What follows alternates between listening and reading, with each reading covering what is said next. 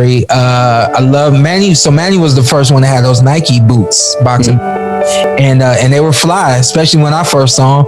And I was nervous as heck, asked him for some. He said, "Yeah, I'll get you some." The last day of sparring, I still didn't get my shoes. You know, I'm a little kid at this point. I look at my dad, I'm like, "I need my shoes." He said, "Why don't you go ask him for?" I was like, "I don't want to." He said, "Sean, go ask him for the shoes." I go knock on the door. You know, he's in the locker room. I go in there. I'm like shaking. I'm like, "Hey, Manny, get those boxing shoes for me?" You know, he says, "Buddy, you didn't get your shoes?" I said, "No."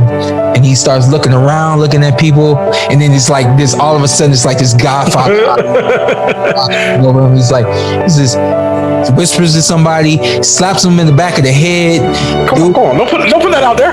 Dude puts his head down, walks out of the locker room. Now my heart's beating even more because like I'm nervous. I don't know what's gonna happen. Like, nothing bad, but I'm like, I don't want to get anybody else in trouble. Right. He looks around. He's like, "You can have these," and he takes the shoes off of his feet and he gives them to me. That's who Manny Pacquiao is, and that's who he's been from the first day I met him to even now. I mean, you see everything that he's doing in his country.